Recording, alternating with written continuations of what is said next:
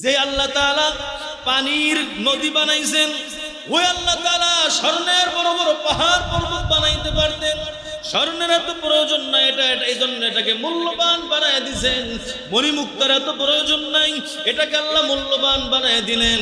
কিন্তু পানির এত প্রয়োজন, এই জন্য আল্লাহ তাআলা পানিটাকে এত সহজ বানায় দিয়েছেন। পানি ছাড়া একটা মানুষও বাঁচবে না।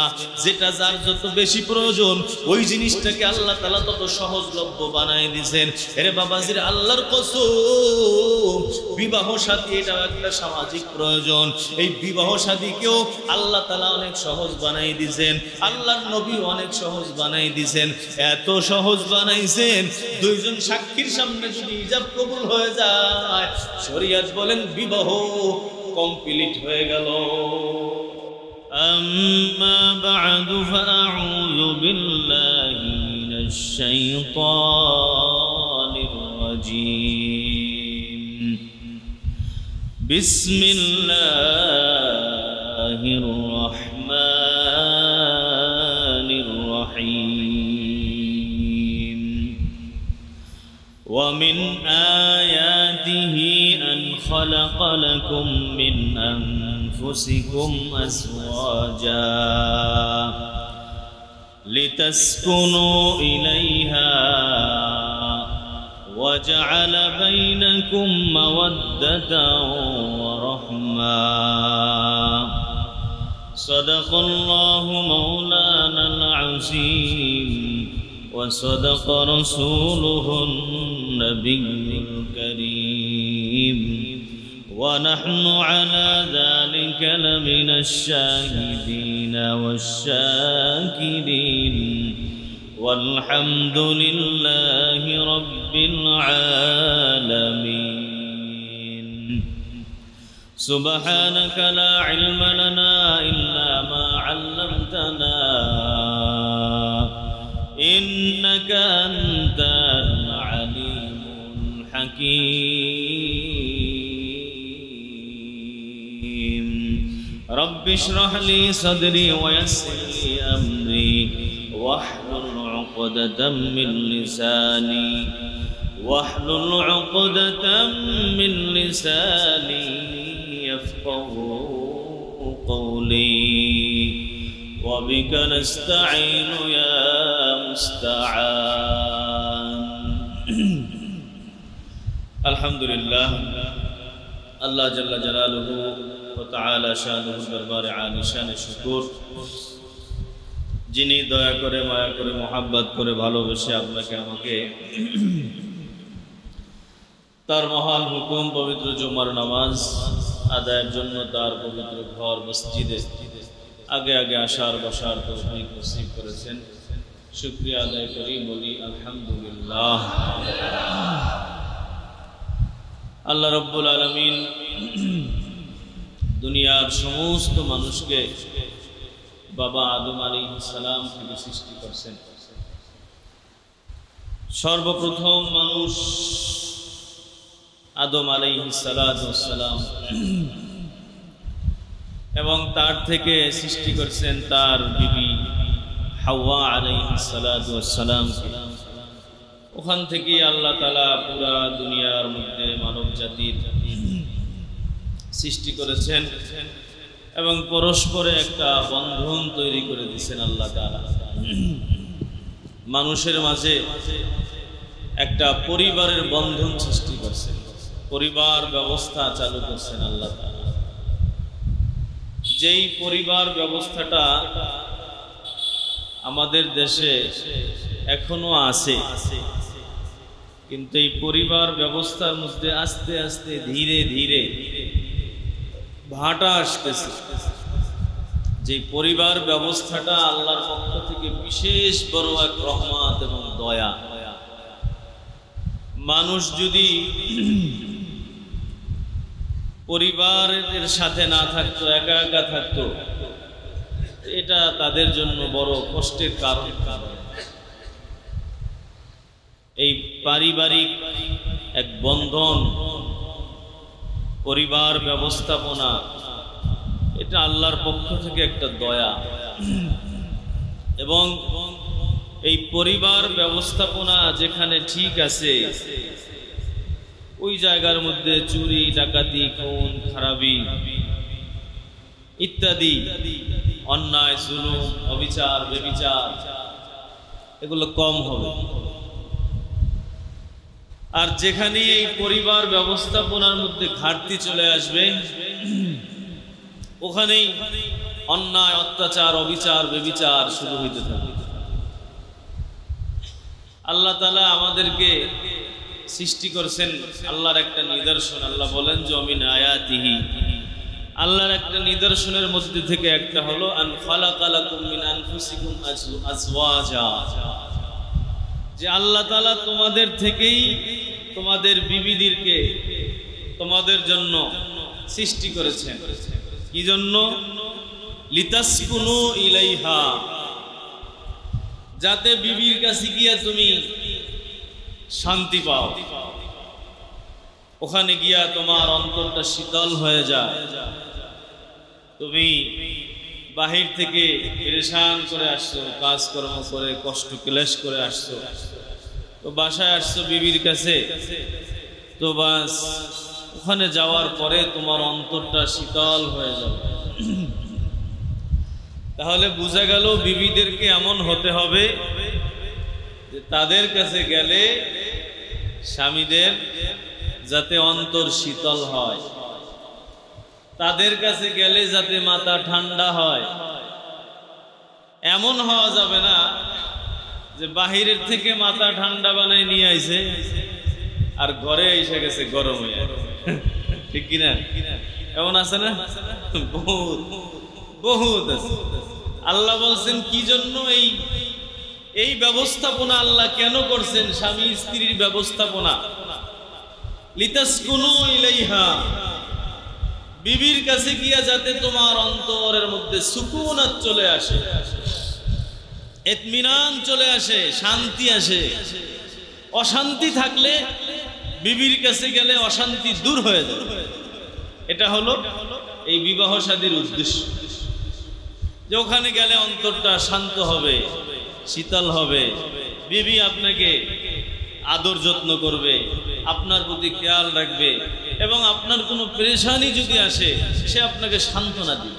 যেমন আম্মিজান খাদিজাতুল কুবরা রাদিয়াল্লাহু তাআলা আনহা, আল্লাহ রাসূল সাল্লাল্লাহু আলাইহি ওয়াসাল্লাম ওনাকে যখন জিবরিল আমিন 4 বার বক্ষ বিদারণ করছেন, রাসূলের পুরা বুক ওপেন সার্জারি করছেন, এইটা ভাইরা কলিজা বাই করছেন, কলিজা বাই কইরা জান্নাতের পেয়ালার মধ্যে জমজমের পানি নিয়ে আসছেন। ওই জমজমের পানি দিয়া আল্লাহর রাসূলের কলিজাকে ধুইয়া পরিষ্কার করে আবার ঢুকাইছেন। এগুলো আল্লাহ রাসূল সাল্লাল্লাহু আলাইহি ওয়াসাল্লামের 4 বার হয়েছে। এরপর ওহী নাযিল হয়েছে আল্লাহ রাসূলের উপরে। আল্লাহ রাসূল সাল্লাল্লাহু আলাইহি ওয়াসাল্লাম একেবারে ভয়ে ভীতু সন্ত্রস্ত হয়ে গেছেন। বিভিন্ন পেরেশানি যখন আসছে, আম্মিজান খাদিজাতুল কুবরা রাদিয়াল্লাহু তাআলা আনহার কাছে যখন গেছেন, তখন উনি সান্ত্বনা দিয়েছেন, আল্লাহ কখনোই না, আপনার কোনো পেরেশানি নাই, কোনো টেনশন নাই, আপনি তো এই ভালো কাজ করেন, আপনি তো এই সমাজ সেবার কাজ করেন, তাহমিলুল কাল্লা, আপনি মানুষের বোঝা বহন করেন, মানুষ পেরেশানির মধ্যে থাকলে আপনি তার পেরেশানি দূর করেন, আপনি এই ভালো গুণ আপনার মধ্যে আছে, জিন্দেগিতে আপনার উপর বিপদ আসবে না, আপনার উপর পেরেশানি আসবে না। উনি এইভাবে সান্ত্বনা দিচ্ছেন। আর এখনের আমাদের বউরা কি করে? তাড়াতাড়ি মইরা গেলে ঠিক কিনা? অনেকে আবার ভালো আছে, এরা স্বামীর দীর্ঘ হায়াত কামনা করে, আর অনেকে ঝগড়া লাগলে কয় মরে না, মরলে তার রাস্তাটা পরিষ্কার হয়ে যায়। স্বামীও এমন আছে, স্বামীও যে স্ত্রীর সাথে ভালো ব্যবহার করে এমনও কম। অথচ আল্লাহ এখানে বলছেন এই যে সিস্টেম স্বামী স্ত্রীর, কেন? লিতাসকুনু ইলাইহা, তার কাছে যাওয়ার পরে তোমার মধ্যে সুকুনাত চলে আসবে, ইতমিনান চলে আসবে, পেরেশানি নাই। চতুর্দিকের পেরেশানি, বাসায় যাওয়ার পরে তোমার পেরেশানি শেষ হয়ে যাবে। এ হলো আদর্শবান সতী এবং গুণবতী নারী, ঠিক কি না? এবং আল্লাহ বলছেন আরো ওয়াজআলা বাইনাকুম মাওয়াদ্দাতাও ওয়া রাহমা, আল্লাহ এই যে তোমার জন্য তোমার স্ত্রীকে ব্যবস্থা করছেন এবং তোমাদের মধ্যে পরস্পর একটা মহব্বত তৈরি করে দিয়েছে, ঠিক না? কোথার থেকে কোন একজন অপরিচিত পুরুষ অপরিচিত মহিলা বাস বিবাহ বন্ধনে আবদ্ধ হয়েছে, এখন বেআইনের সাথে বেআইনের সম্পর্ক, ঠিক কিনা? বেআইনের সাথে বেআইনের সম্পর্ক, এদিক থেকে তার শালা শালির সাথে সম্পর্ক, এই এক পরিবারের সাথে আর এক পরিবারের মহাব্বত সম্পর্ক। শুধু কি এক পরিবার, পুরো এক এলাকার সাথে আর এক এলাকার সম্পর্ক। বলে না যে আপনি আমার এলাকার জামাই, এটার কারণে আলাদা এক মহাব্বত তৈরি হয়, সম্পর্ক তৈরি হয়। এই যে সিস্টেমটা আল্লাহ করছেন পরিবার ব্যবস্থাপনা, এটা আল্লাহর পক্ষ থেকে এক বিশাল বড় রহমত। এবং এই পরিবার ব্যবস্থাপনা এটা এমন একটা জিনিস, এইটা থাকার কারণে আপনি যখন মারা যাবেন, আমি যখন মারা যাব, আপনার আমার ছেলে মেয়ে আপনার আমার জন্য আল্লাহর দরবারে কি হাত জাগাবেন, হাত উঠাবেন, আল্লাহর কাছে মাপ চাবেন, ক্ষমা চাবেন। আমার কবরের পাশে গিয়া সূরা ইয়াসিন পড়বে। হ্যাঁ, আজকে আমাদের অনেকের এমন আছে যে পরিবারও আছে, সন্তানও আছে, কিন্তু মারা যাওয়ার পরে ওই যে কবরের পাশে গিয়া যে সূরা ইয়াসিন পড়বে, আলাদা দোয়া করবে, সদকা জারিয়ার কারণ হবে, এটা কিন্তু আমরা পাইতেছি, ঠিক না? অভাব নাই, সব কিছু আছে, টাকা পয়সা ব্যাংক ব্যালেন্স সব আল্লাহ দিছে, কিন্তু উনি মারা যাওয়ার পরে ওনার কবর জগতের ভবিষ্যৎ শূন্য। এমন আছে না নাই আমাদের বলে? কারণ যেই সন্তান রাইখা গেছে সে, এই সন্তান জীবনেও মসজিদে আসার মতো না, এই সন্তান জীবনেও তার জন্য দোয়া করার মতো না, এই সন্তান এ যে বাপ মার জন্য সদকা জারিয়া হবে সেটাও না। সন্তান নেক সন্তান, এটাও সদকা জারিয়া। আও ওয়ালাদুন সালিহ ইযা মাতাল ইনসান ইনকাতা আনহু আমালুহু ইল্লা মিন সালাস, ইল্লা মিন সাদাকাতিন জারিয়া আও ওয়ালাদিন সালিহিন আও ইলমিন ইউনতাফাউ বিহি। তিনটা জিনিস চালু থাকে মারা যাওয়ার পরে। একটা হলো কোন সদকা জারিয়া সে করে গেছে, আল্লাহ জায়গা সম্পদ দিয়ে গেছেন, বাস একটা মসজিদ বানাই গেছে নিজের জায়গার মধ্যে, এই সওয়াব এইটা আর বন্ধ হওয়ার মতো কল্পনা করা যায়? এই যে আমাদের মসজিদের জায়গা যারা দান করছে, যদি ইখলাসের সাথে আল্লাহর জন্য হয়ে থাকে, এই যে আপনারা আমরা নামাজ পড়তেছি, দ্বীনি কথা হইতেছে, আলোচনা হইতেছে, বুজুর্গরা আসতেছে, এই যে এক বয়ান, একজন যদি জান্নাতে চলে যায়, তো এই যে মসজিদের থেকে হেদায়েত পেয়ে জান্নাতে গেল, মসজিদের যে জায়গা দান করছে এরে কি রাইখা যাইতে পারবে? সম্ভব না, সম্ভব না। কারণ এর চেয়ে বড় খেদমত আর দুনিয়ায় নাই। দেখেন বাড়ি বানায় একটা রাইখা গেছেন, এটা ওই আপনি মারা যাওয়ার কবরে যাওয়ার আগেই আপনার দলিল আরেকজনের নামে চলে গেছে। হ্যাঁ, মাসআলা হলো মানুষ যখন মারাজুল মাউতের মধ্যে পড়ে, যেই রোগে মানুষ মারা যায়, ওই রোগে যখন পড়ে ওই সময় তার সম্পদ অর্ধেক তার হাতছাড়া হয়ে যায়। সে যদি এখন কাউকে সম্পদ দলিল করে দিতে চায়, অর্ধেকের মধ্যে দিতে পারবে, বাকি অর্ধেকে পারবে। তাহলে আপনি আমি জীবদ্দশায় আমার সম্পদ অর্ধেক শেষ, মারা যাওয়ার পরে সবই শেষ, গেলাম কি খালি হাত, ঠিক কিনা? কবরে গেলাম, দলিল একটাও সাথে গেছে, জায়গার তো অভাব নাই, দলিল একেবারে এত উঁচা উঁচা দলিল ভরাট রাঙের মধ্যে, আলমারির মধ্যে, ব্যাংকের মধ্যে দলিল জমা রাখে না, অভাব নাই, সব দলিল জায়গায় পড়ে আছে, আমি খালি হাতে যাই। কিন্তু এই যে মাদ্রাসার জন্য বা মসজিদের জন্য কিছু একটা দলিল দিয়ে গেলাম, আমার এই দলিলটাই আমার সাথে যাবে, ঠিক কিনা জোরে বলে? এটাই আমার সাথে যাবে, এটাই সদকা জারিয়া। অথচ আমরা এই সদকা জারিয়ার কাজ করতে চাই না। আমাদের সবার সুযোগ থাকে, বিভিন্ন অপশন থাকে, কিন্তু ওই মনের মধ্যে বড় কার্বন দিয়া দিলে এটা কেমনে হইলো, এত টাকা কোটি টাকার সম্পদ আমি দিয়ে দিব মাদ্রাসার জন্য, মসজিদের জন্য, আমি সদকা জারিয়া জনকল্যাণমূলক কাজে দিয়ে দিব, এটা হইল? আমার ভবিষ্যতেরা কেমনে বাঁচবে, এই চিন্তা আমাদেরকে ধ্বংস করে। সদকায়ে জারিয়া এটা একটা, এবং আরেকটা সদকায়ে জারিয়া হলো নেক সন্তান। হ্যাঁ, যদি কোনো নেক সন্তান রেখে যায়, যেই সন্তান একেবারে পুরাপুরি নেক সন্তান, মানে কি, যে কোনো গুনাহ করে না, এলো নেক সন্তান। আর গুনাহ হইলেও সাথে সাথে তওবা করে, এ হলো নেক সন্তান। আর যেই সন্তান তওবাও করে না, গুনাহ চালাই যায়, নামাজও ঠিক মতো পড়ে না, এই সন্তান, নেক সন্তান যেমন তার নাজাতের কারণ হবে, বদ সন্তান তার জাহান্নামে যাওয়ার কারণ হবে। হ্যাঁ, মারা যাওয়ার পরে সন্তানরা যে গুনাহ করে, এই গুনাহও বাপ মার কবরে যায়। যদি তারা চেষ্টায় ত্রুটি করে যায়, 100 ভাগ করে গেছে, পারে নাই, যেমন নবীর সন্তানরাও বদ্দিন হয়েছে, সেটা ভিন্ন কথা। সে এমন কোন চেষ্টা নাই যেটা করে নাই, কিন্তু ত্রুটি করে গেছে, তার ত্রুটিতেই সন্তান অমানুষ হয়েছে, নামাজ রোজার ধারে গেছে নাই, কবরে যাওয়ার পরে সন্তানরা যা যা গুনাহ অন্যায় করবে সব গুনাহ কবুল। নেক সন্তান এটাও একটা সদকায়ে জারিয়া। অথবা কোনো ইলমি কারনামা রাইখা গেছে, এলেম মানুষকে বয়ান করে হেদায়েতের পথে আনছেন, কিতাবাদি লিখে গেছে, ছাত্র পড়ায় গেছে, তালেবে ইলমদেরকে কিতাবাদি পড়াইছে, এই যে ইলমের খেদমত, এইটাও সদকায়ে জারিয়া। সদকায়ে জারিয়া ছাত্র পড়াইলে এই ছাত্ররা কিয়ামত পর্যন্ত পড়াইতেই থাকে। আপনি যেই ছাত্ররে আলেম বানাইছেন, সে আরেক মাদ্রাসায় খেদমত করে না, সেও আরেকজনকে আলেম বানাইতেছে, সে আরেকজনকে আলেম বানাইতেছে, মাঝখানে যে আপনি আছেন, আপনার এই সওয়াব আর বন্ধ না। সুবহানাল্লাহ। এই জন্য মাদ্রাসার খেদমত, এই মসজিদের খেদমত, এগুলো বড় নেকের কাজ। এখন কথা হলো, নেকের কাজ হইলে বেতন নেন কেন?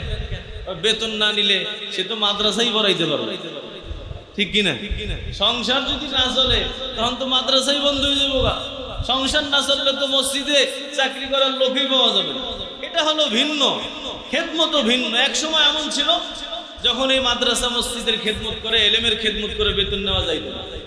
পরে জরুরতকে সামনে রেখে এটাকে জায়েজ করা হয়েছে, যে হ্যাঁ, এটা যদি না দেওয়া হয়, মাদ্রাসার মুহাদ্দিস পাবেন কোথায়, শাইখুল হাদিস পাবেন কোথায়, মাদ্রাসার ওস্তাদ পাবেন কোথায়? সে যদি তার সংসার চালানোর কাজে সারাদিন ব্যস্ত থাকে, মাদ্রাসায় কখন পড়াবে? এজন্য এটাকে বলে জায়েজ করা হয়েছে। এরা উম্মতের ইজমা হয়েছে। সেটা যেটা বলতেছিলাম, এই ইলমের খেদমত এটাও একটা সদকায়ে জারিয়া।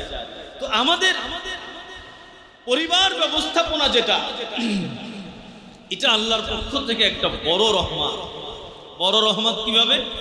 যে পরিবার যখন থাকে, আপনার সন্তানকে আপনি মানুষ বানাইছেন, সন্তান আপনার জন্য দোয়া করবে, আপনার বিবি আপনার জন্য দোয়া করবে, আপনার ভাই আপনার জন্য দোয়া করবে, আপনার আত্মীয় স্বজন আপনার জন্য দোয়া করবে।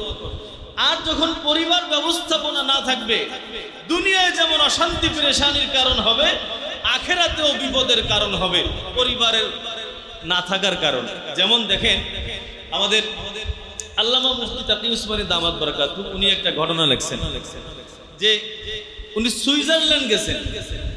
ওখানে যাওয়ার পরে এক গাড়িতে উঠছেন। তো গাড়িতে যখন উঠছেন, গাড়ির ড্রাইভার হলো ইতালিয়ান বংশের, এখানে ড্রাইভিং করে, উনি অনেক শিক্ষিত। আমাদের তাকি উসমানী দামাত বারাকাতুহু বলেন যে এত শিক্ষিত যে অনার্গল ইংরেজিতে কথা বলে, ইংরেজিতে কথা বলে। তো এই শিক্ষিত মানুষের বয়স 40 পার হয়ে গেছে। জিজ্ঞাসা করছে যে তুমি কি বিবাহ শাদী করছো কিনা, তোমার বিবাহ শাদী হয়েছে? তখন ওই লোক বলতেছে, না, বিয়ে শাদী তো করিনি। কয় বিবাহ শাদী কেন করো? কয় আমাদের দেশের মধ্যে বিবাহ শাদী করার পরে একটা সংসার করা, স্বামী স্ত্রীর সংসার, এটা একটা প্রায় অসম্ভব জিনিস। বিবাহ করা যায়, সংসার করা যায় না কেন? কি সমস্যা? ওখানের ব্যবস্থাপনা এমন যে মেয়েরা যারা বিবাহ বসে, এরা বিবাহ বসেই হলো ভিতরে লোভ। বিবাহ বসার কিছুদিন পরে স্বামীর টাকা পয়সা বিপুল পরিমাণ একটা অর্থ নিয়ে তারা তালাক নিয়ে ওখান থেকে, স্বামীর থেকে তালাক নিয়ে চলে যায়, আর সংসার করে না। এবং পরিস্থিতির মধ্যে ফেলায়া যায় যে একেবারে স্বামীকে পুরো হাত পা ভাঙ্গা রাস্তায় বসাই দিয়ে যায়, আর টাকা পয়সা যা ছিল সব নিয়ে 2 দিন পরে তালাক নিয়ে চলে যায়। এজন্য আর বিবাহ শাদী এই রেওয়াজ আমাদের দেশে আস্তে আস্তে আস্তে আস্তে কমে যেতেছে। ইউরোপ তো পরে জিজ্ঞেস করছেন যে তাহলে তুমি তোমার বাপ মা আছে না, ভাই বোন আছে না, তারা ভালো মেয়ে তালাশ করতে পারে না তোমার জন্য? তখন উনি বলছেন, কি বলেন আপনি? হ্যাঁ, হাসি দিয়ে বলতেছে যে বাপ মা তো মারা গেছে, কিন্তু ভাই বোন 10 বছরও তো দেখা হয় না। যার যার আলাদা আলাদা, কে কোথায় থাকে, কারোর সাথে কোনো সম্পর্কই নাই, কেউ কাউকে সহযোগিতা তো পরের কথা, কারোর সাথে কারো দেখা সাক্ষাৎ নেই। এই পেরেশানি, যার কারণে ওই যার যার ধান্দা শেষে করে, কোনো ভাইয়ের সাথে যোগাযোগ নাই, কোনো বোনের সাথে যোগাযোগ নাই, আমি একা। এখন আমার চিন্তা আমি করি, আমার ভাইয়ের চিন্তা ভাই করে, বোনের চিন্তা বোনে করে, বাপ মার চিন্তা বাপ মা করে, কেউ কারো চিন্তা নিয়ে ব্যস্ত না। তাহলে দেখেন আমাদের এই উন্নত দেশগুলোর হালাত হলো এই, যেখানে পরিবার ব্যবস্থাপনা একেবারে মোটেও নাই। এই যে আমেরিকা যান, ওখানে কোনো কিছুর অভাব নাই, সব কিছু আছে, কিন্তু নাই যেটা অন্তরের শান্তি নাই, বিবাহ করে নাই, পরিবার নাই, 2-3 জন সন্তান জন্ম দিচ্ছে, আবার মনে চাইছে আরেক জায়গা গেছে, ওখানে গিয়ে সন্তান জন্ম দিছে, আবার মনে চাইছে আরেকজনকে আনছে, ওখানে গিয়ে সন্তান জন্ম দিছে। এভাবেই তাদের জীবন বড় হয়ে যায়। ছেলের সাথে বাবার সম্পর্ক নাই, বাবার সাথে ছেলের সম্পর্ক নাই, মেয়ের সম্পর্ক নাই, যার যার আলাদা, যে যেমনে পারে সে সেমনি জীবন চালাইতেছে। এই যে একটা জিনিস, এটা বড় অশান্তির কারণ, বড় পেরেশানির কারণ, বড় পেরেশানি। কারণ এই পরিবার ব্যবস্থাপনা যেখানে না থাকে, ওই মানুষগুলো সুস্থও থাকতে পারে, মানসিক রোগী হয়ে দাঁড়ায়। এজন্য আমাদের তাকি উসমানী বলেন যে আমেরিকার ফলাফল এটা, যে পরিবার নাই, কিছু নাই, যার কারণে তারা হতাশার জীবনযাপন করে, হতাশার জীবনযাপন করতে করতে করতে করতে এক একজনে এক এক লাইনে যায়, কিন্তু সেখানেও শান্তি নাই, ওরা আত্মহত্যা করে মারা যায়। নিজে একা মানুষ, নাই কেউ, কিছুই নাই, দেখার নাই, কিছু নাই, বাস আত্মহত্যা করে তার জীবন বিসর্জন দিয়ে দেয়। অথচ পরিবার ব্যবস্থাপনা থাকলে কি হয়? খেদমত করে, ঠিক কিনা বলেন? বাবা বুড়া হয়ে গেছে, সন্তান খেদমত করে, পুরো বৃদ্ধ হয়ে গেছে, সন্তান খেদমত করতে থাকে, এক একজনে আরেকজনের খেদমত করতে থাকে। আজকে এই যে আমেরিকা, ইউরোপের যেই পরিস্থিতি, এই পরিস্থিতির আসর আমাদের দেশেও আস্তে আস্তে পড়া শুরু হয়েছে, ঠিক কিনা জোরে কর? আমরাও আস্তে আস্তে এই পরিবার থেকে দূরে চলে যাচ্ছি। অথচ পরিবার এর হক অত্যন্ত দামি। সন্তান মায়ের হক আদায় করবে, বাবার হক আদায় করবে, ভাইয়ের হক আদায় করবে, বোনের হক আদায় করবে, একের সাথে আরেকজনের যোগাযোগ থাকবে, শরীয়ত যেভাবে বলছে সেভাবে চলবে, এটার মধ্যেই শান্তি, ঠিক কিনা বলেন? এবং রাশিয়ার এক আগের প্রেসিডেন্ট গর্বাচেভ, উনি এক বই লেখছেন। ওই বইয়ের মধ্যে উনি লেখছেন যে আমরা তো আগে নারীদের সমান অধিকার, নারী অধিকার, নারী আন্দোলন নামে বিভিন্ন কনফারেন্স করছি, এবং নারীদের সমান অধিকার আলহামদুলিল্লাহ আমরা চালুও করছি। চালু করার পরে কি হয়েছে? সমস্যা, ভালোর দিক যেটা হয়েছে সেটা হলো নারীরা স্বাবলম্বী হয়েছে, এরা নিজেরা ইঞ্জিনিয়ার হয়েছে, বিল্ডিং বানাইতেছে, বড় বিজ্ঞানী হইতেছে, এক একজন বড় প্রফেসর হইতেছে, বড় চাকরিজীবী চাকরি করতেছে, টাকা পয়সা কামাইতেছে, এই দিক তো ঠিক আছে। কিন্তু এই কাজ করতে গিয়ে যেটা হচ্ছে, আমাদের পরিবার ব্যবস্থাপনা সম্পূর্ণ ধ্বংস হয়ে যাচ্ছে। কারণ যেই নারীটা ওই রাস্তা বানানোর কাজে ব্যস্ত, ইঞ্জিনিয়ার, এই কাজ নিয়েই ব্যস্ত আছে, এর সংসারের ফিকির নাই, এর স্বামী স্ত্রীর চিন্তা নাই, এর সন্তানের খবর নাই, সন্তান যদিও জন্ম দিছে ওই সন্তানটা মানুষের মতো মানুষ হইতেছে, ঠিক কিনা জোরে বলে? যেই নারী এর অধিকাংশ টাইম সে কাজের মধ্যে কাটায়, পরিবারকে সময় দেয় না, ওই পরিবারের সন্তানগুলো তো মানুষ হবে না। বাবা বাহিরে ব্যস্ত, মাও যদি বাহিরে ব্যস্ত থাকে, চাকরি করে। আমাদের দেশে বর্তমানে এমন আছে না? প্রয়োজন যদি দেখা দেয় সেটা ভিন্ন কথা, যে স্বামী অপারগ, কাজ করতে পারে না, টাকা পয়সা দিয়ে সংসার চলে না, সেক্ষেত্রে পর্দার মধ্যে থেকে যদি কোনো কাজ করে সেটা ভিন্ন কথা। কিন্তু চলতেছে, স্বামীও বড় চাকরি করে, বিবিও বড় চাকরি করে, এইটা ইসলাম এই কথাটা বলে না। কারণ তুমি যখন চাকরি করতে যাবা তখন তোমার সন্তানটাকে লালন পালন করবে কে? এই সন্তানটাকে মানুষ বানাবে কে? এই সন্তানটাকে সভ্যতা শিখাবে কে? এই সন্তানটা কার কাছে রাইখা যাইতেছো? কে তার দেখাশোনা করতেছে? উনি বলেন, এই রাশিয়ার প্রেসিডেন্ট উনি বলেন যে আমাদের এই কথাটা বলার দ্বারা তো উপকার তো হয়েছে, যে যার যার কাজকর্ম করতেছে, স্বাবলম্বী হইতেছে, দেশের উন্নতি হইতেছে, কিন্তু ক্ষতি যেটা হয়েছে সেটা হলো আমাদের সমাজ ব্যবস্থাপনা ভেঙে পড়ছে, সন্তানগুলো মানুষ হইতেছে না, মহিলারা তারা তাদের মাতৃত্বের হক আদায় করতেছে না। সুতরাং আমরা আমাদের ওই পিছনের স্লোগান থেকে ফিরে আসতে চাই।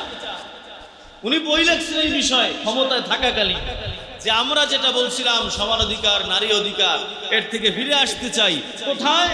যে আমরা নারীদেরকে তার মাতৃত্বের মর্যাদা দিতে চাই। সে মাতা হবে, সে মা হবে, সন্তানকে লালন পালন করবে, বাসার মধ্যে থাকবে। এই কথা উনি ওনার বইয়ের মধ্যে লিখে গেছে। তাহলে বোঝা গেল ইসলাম এবং কোরআন আমাদেরকে যেই সিস্টেমটা বলছে এই সিস্টেমটার মধ্যেই শান্তি, ঠিক কিনা জোরে বল। সুতরাং পারিবারিক যে এক ব্যবস্থাপনা, এটা অত্যন্ত জরুরি একটা জিনিস। এটা রক্ষা করতে গেলে কেমনে করা যাবে? রক্ষা করার 1 নম্বর পদ্ধতি হলো, যদি স্ত্রীর চাকরি করার প্রয়োজন না হয় তাহলে তাকে অনার্থক চাকরির মধ্যে না ঢুকানো, এলো এক পদ্ধতি। তাহলে তার ছেলে মেয়ে পরিবার সবাই খেদমত করলো, সবাই মানুষ হইল। এবং প্রত্যেকে মা বাবার হক আদায় করা, সন্তান মায়ের হক আদায় করবে, মা সন্তানের হক আদায় করবে, ভাই ভাইয়ের হক আদায় করবে, বোনের হক আদায় করবে, চাচার হক আদায় করবে, বাচ্চারা মুরব্বীদের হক আদায় করবে, মুরব্বীরা বাচ্চাদের হক আদায় করবে। এই এক সিস্টেম, নবীর যে সুন্নাত তরিকা, হুকুকুল ইবাদ, এটা যদি পুরোপুরি মাইনা চলা যায় তাহলে আমাদের পারিবারিক যে ব্যবস্থা, এটা ঠিক থাকবে। এবং এটা ঠিক থাকার কারণে ওই দেশের উন্নয়ন, ওই দেশের মধ্যে সভ্যতা ফিরে আসবে, ওই দেশের মধ্যে অন্যায় অপরাধ কম হবে। কিন্তু আস্তে আস্তে আমাদের পরিস্থিতি যেটা হচ্ছে সেটা হলো, আমরা এই পারিবারিক ব্যবস্থাপনা থেকেও ওই ইউরোপ আমেরিকারা যেই সিস্টেমে চলতেছে ওই সিস্টেমেই আমরা চলা শুরু করছি। যার কারণে দেখবেন যে আমাদের মুসলমানরা বাংলাদেশের হিন্দু মেয়ে বিবাহ করে, আছে না? আছে না? অনেক আছে। একজন মুসলমান যদি আর একজন হিন্দুর বিবাহ করে তাহলে ওখানে কি পারিবারিক ব্যবস্থা থাকবে? বলেন, জীবনও। এখন সন্তান জন্ম দিলেন, এই সন্তানকে পূজা করবে না নামাজ পড়বে? কি করবে? বলেন যে দোনোটাই করবে। তো দোনোটা যদি করে, পূজাও করে নামাজও পড়ে, তাহলে ও যাইব কই? জান্নাতে যাইব না জাহান্নামে যাইব? কোথায় যাবে? এর ভবিষ্যৎ কি? এর পরিচয় কি দিবে? এই যে জামাই বিয়ে করলেন অথবা মেয়ে বিবাহ করলেন হিন্দুকে বিবাহ করার দ্বারা এই যে পারিবারিক যে একটা ব্যবস্থাপনা, এটাকে একেবারে ধ্বংস করে দিচ্ছে।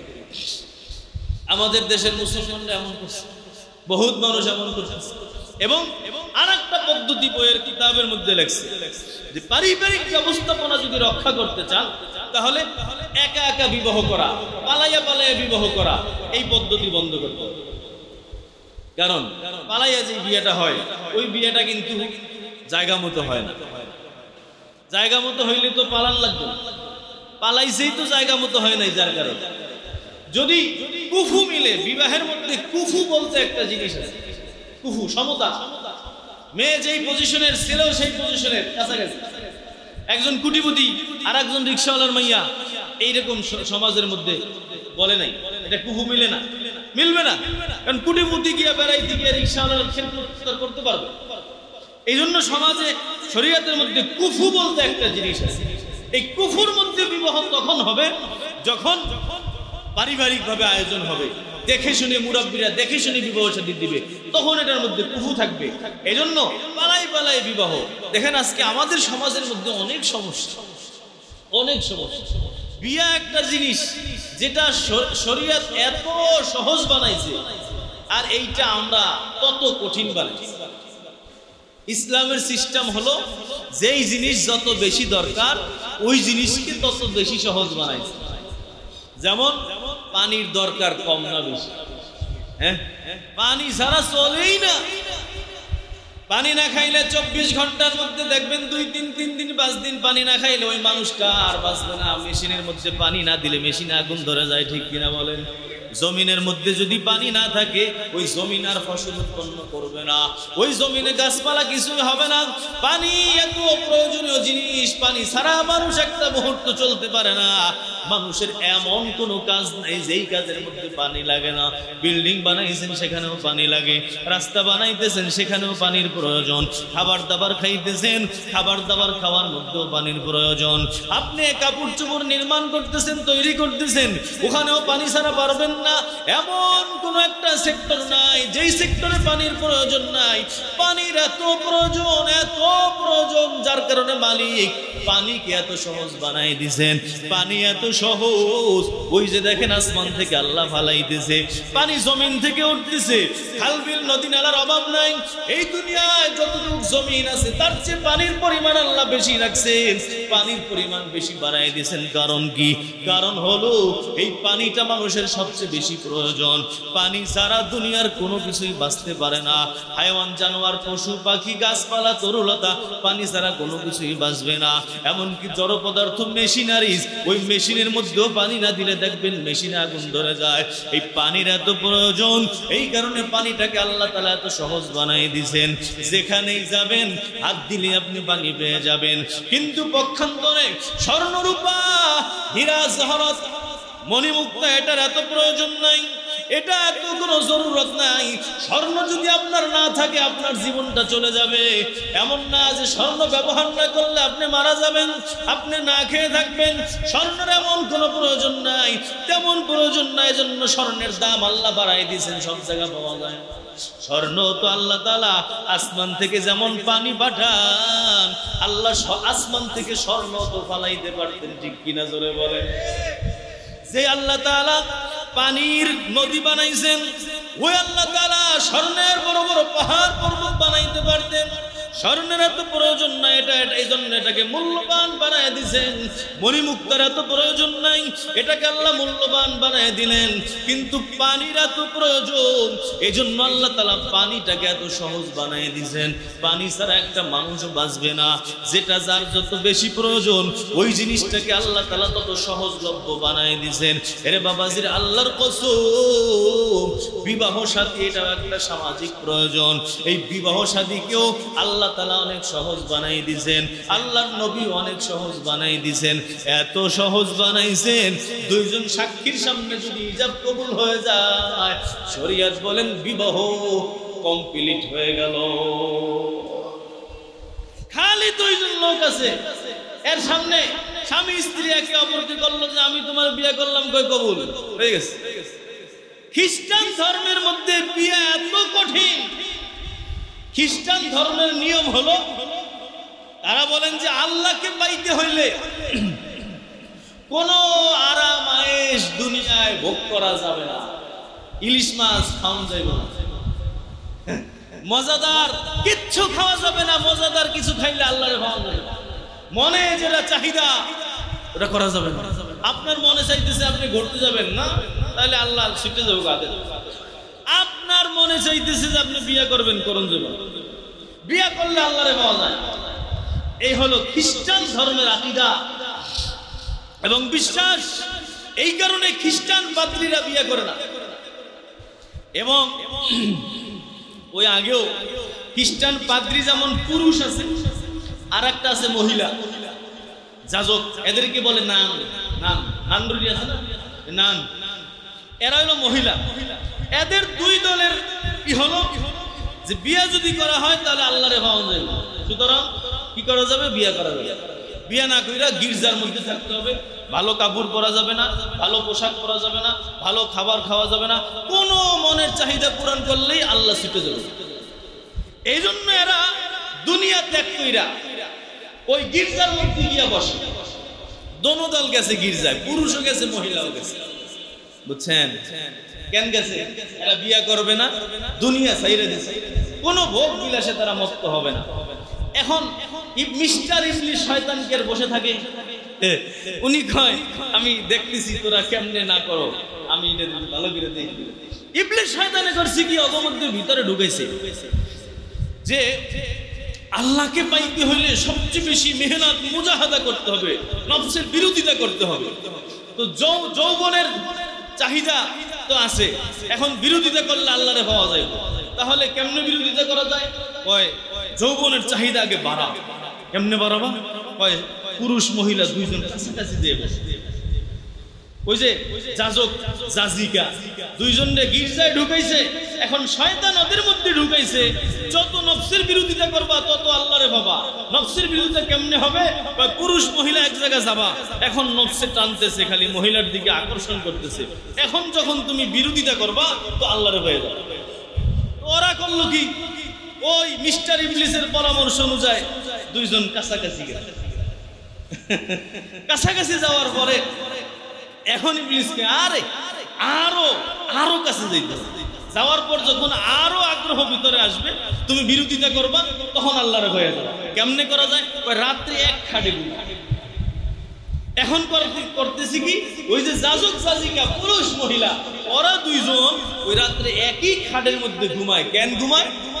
ওই মনে খুব চাহিদা আসবে, যৌবন চাহিদা, আর বিরোধিতা করবো আর আল্লাহরে হয়ে যাবে। বলেন এখন এক খাটে ঘুমানোর পরে খোলা থাকে, শয়তান যা করানোর তাই করাই দিয়েছে। এই জন্য কিতাবের মধ্যে লিখছে এই খ্রিস্টানরা এরা আল্লাহরে পাইতে গিয়া আল্লাহর যে সিস্টেম, এই শোনেন, আল্লাহ তাআলা যৌবনের চাহিদা দিয়েছে। এখন এইটাকে বৈধভাবে পুরা করার জায়গাও দিয়েছেন। বিবাহ করো, বাস যৌন চাহিদা হালাল ভাবে পুরা করো, এটা নেকের কাজ। এই জেনা করলে যদি কবিরা গুনাহ হয়, বিবির কাছে গেলে নেকি হবে না? অবশ্যই কবিরার উল্টা যেটা সেই বড় নেকি হবে, নেকের কাজ এটা। আল্লাহ তাআলা যেই সিস্টেম রাখছে, ওরা আল্লাহর সিস্টেমকে বাদ দিয়া অন্য সিস্টেমে আল্লাহরে পাইতে গেছে। ফলাফল কি হয়েছে? যে ওদের গির্জাগুলা সব পতিতালয়ের আড্ডা হয়ে দাঁড়ায়। যাজক জাজিকা বিয়া ছাড়াই ওখানে মেলামেশা করতেছে। ওই যে এরা যেই কথা বললে ওখানে ঢুকছিল সব ভুলে গেছে। এবং খ্রিস্টান ধর্মে বিবাহ গির্জায় না গেলে বিয়া হয় না। আমাদের বিবাহ শাদী সহি হওয়ার জন্য কি মসজিদে আসা লাগে? ওই আপনারা ওই যে কমিউনিটি সেন্টারে গিয়ে বিয়ে করার নয় না। খ্রিস্টান ধর্মের নিয়ম হলো গির্জায় আসতে হবে। গির্জার যে বড় হুজুর আছে ওনারে আগে উপহার উপঢৌকন হাদিয়া দিয়া খুশি করতে হবে। খুশি হওয়ার পরে উনি যখন যেই দিন ডেট দিবে ওই ডেট অনুযায়ী আসতে হবে। আসার পরে উনি গির্জার মধ্যে উনি নিজে বিয়া পড়াইব, তারপর বিয়ে হবে, তাহলে বিয়েই হবে। আমাদের শরিয়াত ইসলামী থেকে এমন কি আমাদের ইসলামী শরিয়াতের মধ্যে খুতবা যেটা আমরা বিয়ার সময় পড়ি, এটা শর্ত না কিচ্ছু, এটা সুন্নাত। কেউ যদি খুতবা ছাড়া এমনি দুইজনের সামনে কইলো যে আমি তোমার বিয়ে করলাম, হবে না? হয়ে যাবে। সালাসাতুন জিদ্দুহুন্না জিদ্দুন ওয়া হাজলুহুন্না জিদ্দুন। আমার নবী বলেন তিনটা জিনিস এমন, যেই তিনটা জিনিস ইচ্ছায় বললে হয়ে যায়, অনিচ্ছায় বললে হয়ে যায়, হাসি তামাশায় বললে হয়ে যায়, যেমনে বলো তেমনি হয়ে যাবে। এক নম্বর হলো আন-নিকা, দুই নম্বর হলো আত-তালাক, তিন নম্বর হলো আল-ইতাক। নেকা মানে হলো বিবাহ। তুমি হাসি মজাক করে দুইজনের সামনে বলছো আমি তোমারে বিয়ে করলাম, সে কয় আমি কবুল করলাম, হয়ে গেছে। কয় আমি তো ইচ্ছা করে কই না, হয়ে গেছে। ওই নাটক সিনেমায় যদি বিয়ে পড়ায় ওইটা হয়ে যায়, হ্যাঁ হয়েই যায়। এরপরে আরেকটা হলো তালাক। তালাকও যদি কেউ অনিচ্ছায় দেয় তাও হয়ে যায়, ইচ্ছায় দেয় তাও হয়ে যায়, ঝগড়ার মধ্যে দেয় তাও হয়। তালাক দেওয়ার পর এখন সবাই এসে কয় হুজুর মাথাটা ঠিক ছিল না, ঠিকই না? মাথা ঠিক থাকলে কি আপনি তালাক দিতেন? হ্যাঁ, মাথা ঠিক ছিল না তো আপনি তো ঠিক জায়গা মতো কইলেন না তো যে মা তোমারে তালাক দিল, এটা তো তালাক তো বউরি, শালারে তালাক দেন নাই, শালিরে দেন নাই, দেশেন বউরে, মাথা ঠিক নাই কইলো। এখন তালাক যে জিনিস এটা তো ঝগড়ার মধ্যেই হয়, এটা তো ওই মহব্বতের সাথে হয় না। মহব্বত করে তো করে তালাক দেন, যেমনি দিবেন এমনি তালাক হয়ে যায়। লেখা মেসেঞ্জারে পাঠাই দিবেন হয়ে যায়, ওই চিঠির মধ্যে পাঠাবেন হয়ে যায়, মনে মনে কইছেন দিলাম তালাক হয়ে যায়। তালাক এমন এক জিনিস, ইচ্ছায় বললে হয়, অনিচ্ছায় বললে হয়। আর একটা হলো এতাক, গোলাম আজাদ করা। এখন নাই, আগে ছিল। এই গোলাম দাস দাসী যদি বলেন যে আজাদ করে দিলাম, শেষ গেছে। এই তিন জিনিস ইচ্ছা অনিচ্ছায় সব হয়ে যায়। বিবাহ শাদী আমাদের সমাজে অনেক সহজ, কিন্তু এই সমাজ বিবাহ শাদীকে অনেক কঠিন বানাইছে, ঠিক কিনা? প্রেম প্রীতি একেবারে কোনো সমস্যা নেই। রাষ্ট্রীয়ভাবে 18 বছরের আগে কেউ যদি বিবাহ করে, পুলিশ এসে বাল্য বিবাহের মামলা দিয়ে, ঠিক কিনা? কিন্তু 18 বছরের আগে যেই পোলামাইয়াগুলো প্রেম করলো, এগো মামলা দেন না কেন? বলেন, দেওয়া দরকার আছে না? এবং ঢাকায় দেখেন স্কুলগুলোর দিকে ছোট ছোট ছেলে মেয়ে এখনো দাড়ি মোছ ওঠে নাই, ওরা একজন আরেকজনের হাত ধরে ধরে হাঁটতেছে। নাউজুবিল্লাহ কোন, নাউজুবিল্লাহ কোন। আপনার আমার ছেলে মেয়ে, বয়ফ্রেন্ড গার্লফ্রেন্ড অভাব নাই, একেবারে পার্কে যায়, ওখানে যায়, সেখানে যায়, সতীত্ব পর্যন্ত নষ্ট করে ফেলে 12-14 বছর। বাপ মা জানে, কিচ্ছু করে কয়টা হয় বিয়ার আগে বলে এমনই কঠিন মারাত্মক গুনাহ, এবং এই কারণে সমাজ ধ্বংস হয়ে যাচ্ছে। আজকে আমাদের সমাজে বিবাহকে এমন ভাবে কঠিন বানানো হয়েছে যে এই টাকা লাগবে, সেই লাগবে, ওই লাগবে, সেই লাগবে, না হলে বিয়ে হবে না। 40 বছর হয়ে গেছে আমার এক চাচতো ভাই, ও এখনো বিয়ে করেই না। আশ্চর্য অবস্থা, আমাদের যে বড় বিয়ে করে না, এ এখনো কোনো তার ফিকিরই নেই। এর কারণও আছে, সমাজ এই জেনা ব্যভিচারে সয়লাভ। যৌন চাহিদা ইচ্ছা করলেই পুরা করা যায় বিভিন্ন জায়গার মানুষ জানে, এবং এইগুলার কিছু নেতৃত্ব দেয় কিছু মানুষ, এগুলো পরিচালনা করে। আল্লাহর কসম, সমাজে এত বড় অপরাধ করছো, আখেরাতে মুক্তি পাওয়া যাবে না, ঠিক আছে? ঠিক কিনা জোরে কোন? জিনাখোরের সবচেয়ে বড় শাস্তি। এই জন্য আমাদের সমাজের মধ্যে বিবাহ শাদীকে কঠিন বানাইয়া জিনা ব্যভিচারকে একেবারে সহজ বানাই দেওয়া হয়েছে। জিনা ব্যভিচার করলে কিছুই হয় না, 18 বছরের আগে বিয়ে করলে এর মামলা হয়। এই পরিস্থিতি আজকে আমাদের দেশে করা হয়েছে। এবং দেখেন, এই বিবাহ শাদী যখন ঠিক থাকবে, তখন আমাদের এই সমাজ ব্যবস্থা ঠিক থাকবে। এবং বিবাহ শাদীর মধ্যে আমাদের যত রেওয়াজ নীতি আছে, এগুলো অধিকাংশ ইসলামের বাহিরে। ইসলামের বাহিরে এই আংটি পরাইছে, আংটি পরানোর পরে এখন বউ জামাই একলগে থাকতেছে, আছে না? আরে ফোনে পর্যন্ত কথা বলা জায়েজ নেই, আদ্য হওয়ার আগ পর্যন্ত ফোনে পর্যন্ত কথা বলা জায়েজ নেই। শুধু শরীয়ত তাকে হালকা ভাবে দেখার অনুমতি দিয়েছে, যে যেইটা দেখলে তোমার আগ্রহ বাড়বে, বাস ওইভাবে দেখা যায়। অনেকে তো বলছে না দেখাও যাবে, বাস তুমি গিয়ে তোমার মুরব্বীদেরকে পাঠাই দাও, এরা দেখে আসবে, তারপর বিবাহ শাদী। এইটার বাহিরে এই বাগদান হওয়ার পর, গায়ে হলুদ হওয়ার পর, আংটি পরানোর পর, এই যে তারা যে একসাথে চলতেছে, থাকতেছে, খাইতেছে, ঘুমাইতেছে, সব জিনা ব্যভিচার, ঠিক কিনা জোরে বলেন? এই সংসারে শান্তি হবে না। যেই সংসারে বিয়ার আগে জিনার জিনার জিনার, ওখানে শান্তি নাই।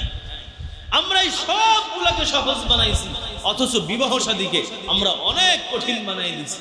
এই বিবাহ শাদী যখন ঠিকঠাক মতো হবে, এবং যেটা বলতেছিলাম খুতবা দেওয়া সুন্নাত, এবং খুতবার মধ্যে 3টা আয়াত পড়তে হয়। ইয়া আইয়ুহান নাস ইন্না খলাকনাকুম মিন যাকারিন ওয়া উনসা ইয়া আইয়ুহান নাস ইত্তাকুল্লাহা রাব্বাকুমুল্লাযী খলাকাকুম মিন নাফসিন ওয়াহিদা। এই আয়াত এক আয়াত, ইয়া আইয়ুহাল্লাযীনা আমানু ইত্তাকুল্লাহা হাক্কা তুকাতি ওয়া লা তামুতুন্না ইল্লা ওয়া আনতুম মুসলিমুন। ইয়া আইয়ুহাল্লাযীনা আমানু ইত্তাকুল্লাহা ওয়া কুলু কওলান সাদীদা। 3 আয়াতের মধ্যে তাকওয়া আছে। ইয়া আইয়ুহান নাস ইত্তাকু রাব্বাকুম, হে মানুষেরা তোমরা তোমাদের রবকে ভয় করো। ইয়া আইয়ুহাল্লাযীনা আমানু ইত্তাকুল্লাহা ওয়া কুলু কওলান সাদীদা, হে ঈমানদারেরা তোমরা আল্লাহকে ভয় করো এবং সঠিক কথা বলো, উল্টা পাল্টা কথা বলো না। ইয়া আইয়ুহাল্লাযীনা আমানু ইত্তাকুল্লাহা হাক্কা তুকাতিহি ওয়া লা তামুতুন্না ইল্লা ওয়া আনতুম মুসলিমুন, হে ঈমানদারেরা আল্লাহ তাআলাকে ভয় করো, মুসলমান হওয়ার আগ পর্যন্ত মারা যায়ও না। খুতবার মধ্যেই 3টা আয়াত পড়তে হয়। এর কারণ এই 3টা আয়াতের মধ্যেই তাকওয়ার কথা বলা হয়েছে। আল্লাহ তাআলা এই 3টা আয়াত আল্লাহ আল্লাহর নবী বলছেন খুতবার মধ্যে পড়ো, কারণ হলো বিবাহ এমন একটা জিনিস, বিবাহ শাদী পুরোপুরি ইবাদত বন্দেগী, এখানে অন্যায় অপরাধ গুনাহের কোনো কাজ করা যাবে না। কিন্তু আমাদের বিবাহ শাদীর দিকে তাকাইলে দেখা যায় শুধু গজব আর গজব আর গুনাহ, ঠিক কিনা জোরে কয়? বেপরদার অভাব নাই। বিবাহ শাদী করতে যায় ওই মাইয়া দেখার জন্য একবারে 40 জন যায়, ঠিক না? অথচ ছেলের বাবার জন্য মেয়ে দেখা যায় না বিবাহের আগে। ছেলের বাবাও ওই ছেলের বউকে দেখতে যাইতে পারবে না, সেখানে বন্ধু বান্ধব একেবারে দল নিয়ে তার বাড়িতে যায়। এরপরে বিবাহ দেখবেন বড় অনুষ্ঠানের আয়োজন করা হয়। বিবাহের জন্য কিন্তু অনুষ্ঠান কোনো শর্ত না, মেয়ের বাবা যদি পারে আলহামদুলিল্লাহ, না পারলে সেটাও আলহামদুলিল্লাহ। একেবারে সহজ বানাই দিয়েছেন আল্লাহ তাআলা। পানি যেমন সহজ বানাইছেন, পানির প্রয়োজন অনেক বেশি। এই দুনিয়ার সব ব্যবস্থাপনা ঠিক রাখার জন্য বিবাহ শাদীর প্রয়োজন অনেক বেশি। সুতরাং বিবাহ শাদীকে আল্লাহ এবং আল্লাহর রাসূল সহজ বানাই দিয়েছেন। যারা এটাকে কঠিন বানাইছো, তোমরা জিনা ব্যভিচারের রাস্তা সহজ বানাই দিছো, ঠিক কিনা? এজন্য সমাজ ব্যবস্থা, পারিবারিক ব্যবস্থা ঠিক রাখা সবার জন্য জরুরি। কেমনে রাখবো? মা বাবার সাথে সম্পর্ক রাখবেন। যদি দূরে বাসা নিয়ে থাকেন, তারপর মায়ের খবর নেবেন, বাবার খবর নেবেন। এরপর ভাই ভাই সম্পর্ক রাখবেন, আত্মীয় স্বজনের সাথে সম্পর্ক হক আদায় করতে হবে। যদি এটা করা যায়, সামাজিক ব্যবস্থা, পারিবারিক ব্যবস্থা ঠিক থাকবে। আজকে ওই যে ইউরোপ আমেরিকার দিকে তাকান, পারিবারিক ব্যবস্থা নাই, স্বামী স্ত্রীর খোঁজ খবর নাই, ভাই বোনের খোঁজ খবর নাই, যার কারণে অশান্তি আর পেরেশানি। আল্লাহ তাআলা আপনাকে আমাকে সবাইকে শরীয়তের হুকুম আহকাম মেনে সঠিক পথে চলার তৌফিক নসিব করেন। ওয়া আখিরু দাওয়ানা আলহামদুলিল্লাহ।